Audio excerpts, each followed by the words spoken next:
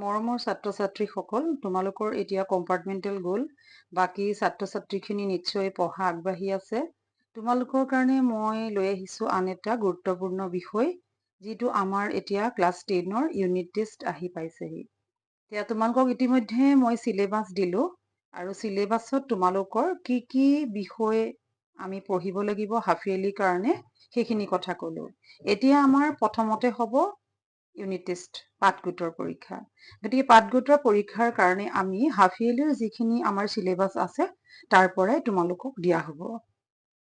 এতিয়া আমি প্ৰথম যিহেতু আমাৰ ফাৰ্ষ্ট ইউনিট টেষ্ট আহি আছে তাৰ কাৰণে আমি আলোচনা কৰিম আৰু এই আলোচনাটোৰ শেষত মই দুটামান কথা তোমালোকক ক'ম, তোমালোকে মন দি শুনিবা।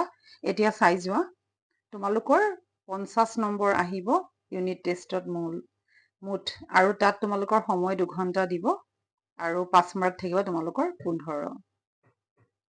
আৰু এইমতে তোমালোকৰ যিখন চিলেবাছ দিয়া হৈছে সেইখন তোমালোকৰ বৰগীত, জিকিৰ, উদ্যোগী হওঁ আহা, ভাৰতীয় সংস্কৃতি, ধৈৰ্য আৰু ধৰ ভাই, প্ৰাচীন ভাৰতীয় শিক্ষা, বৈচিত্ৰ্যময় অসম থাকিব আৰু তাৰ লগত তোমালোকৰ গ্ৰামাৰ, উপসৰ্গ, জতুৱা ঠাঁচ, বিপৰীত শব্দ, সমাৰ্থক শব্দ, সমাস, প্ৰত্যয় আৰু ৰচনা। ইয়াৰ ভিতৰতে হ'ব এইখিনি আচলতে আমি নিৰ্বাচন কৰিয়ে দিওঁ, কাৰণ যিহেতু আমি এইখন তোমালোকক পাঠখিনি আগবঢ়াবৰ কাৰণে কৰা হয়। এতিয়া তোমালোকে চোৱা, তোমালোকক মই এটা চেম্পল দিছোঁ যে কেনেধৰণৰনো হ'ব পাৰে। ইয়াত কেতিয়াবা তোমালোকৰ গ্ৰামাৰটো যিহেতু স্কুলৰ ভিতৰৰ পৰা দিয়া হয়, গতিকে কোনো কোনো ক্ষেত্ৰত তোমালোকৰ হয়তো উপসৰ্গ, জতুৱা ঠাঁচ, বিপৰীত শব্দ বা কোনোবা এটা গ্ৰামাৰ নাথাকিবও পাৰে, কিন্তু তোমালোকৰ ইয়াত থাকিব ৰচনা। গতিকে 2-1 নম্বৰ গ্ৰামাৰটো নিদিব পাৰে, কিন্তু এনেকে গ্ৰামাৰটো তোমালোকক দিব। যি কি নহওক ৰচনা থাকিব, বাকী পাঠখিনি তোমালোকে চাব লাগিব। কেনেধৰণৰ হ'ব পাৰে তোমালোকক মই এটা আভাস দিছোঁ, তোমালোকে চোৱা। অতি চমু উত্তৰ দিয়া, এনেকে দিব। বৰগীতটি কি ৰাগত বন্ধা আছে, মোহপাশ মানে কি, জিকিৰ শব্দৰ অৰ্থ কি, কোনবোৰ গীতৰ সৈতে জিকিৰ গীতৰ সুৰৰ সাদৃশ্য আছে। তলৰ যিকোনো এটাৰ মূলভাৱ লিখা, বৰগীত আৰু জিকিৰ। তোমালোকে 4 মাৰ্কছ থাকিব তাত। মানে এনেধৰণৰ হ'ব পাৰে। আকৌ চোৱা, তলৰ যিকোনো এছোৱা পদ্যাংশৰ প্ৰসংগ সংগতি দৰ্শাই ব্যাখ্যা কৰা। এটা দিলে বৰগীতৰ পৰা 4 নম্বৰ থাকিব তোমাৰ চৰণ দুই মোৰ মহাধন, ভকত জনেৰ নিজ তুমি সেজীবত। এটা থাকিব জিকিৰৰ পৰা, পানী মৰে পিয়াহত, অগ্নি মৰে জাৰত, ক্ষুধাৰ চুল লুকাই আছে মমিনৰ আঁৰত। তাৰপিছত চোৱা, তলৰ প্ৰশ্নসমূহৰ অতি চমু উত্তৰ দিয়া। অম্বিকাগিৰি ৰায়চৌধুৰী কি আখ্যা দিয়া হৈছিল? হেমচন্দ্ৰ গোস্বামীৰ প্ৰথম অসমীয়া চনেটখন কি?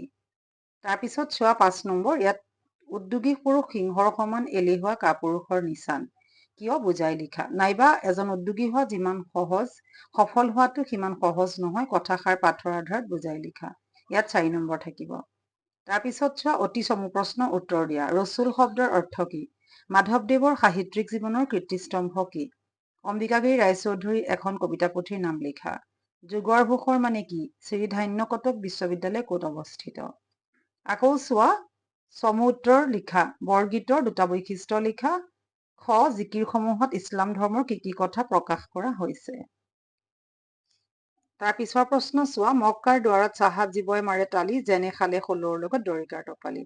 উল্লেখিত কবিতা ফাঁকিৰ অন্তৰ্নিহিত ভাৱটি বিশ্লেষণ কৰা।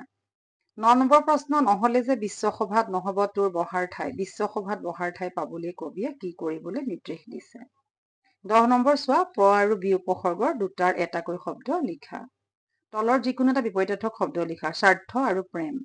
12, তলৰ যিকোনো 2টা অৰ্থ প্ৰকাশ হোৱাকৈ বাক্য ৰচনা কৰা। চকু চৰহা, গাই বাইচা, হাত দীঘল।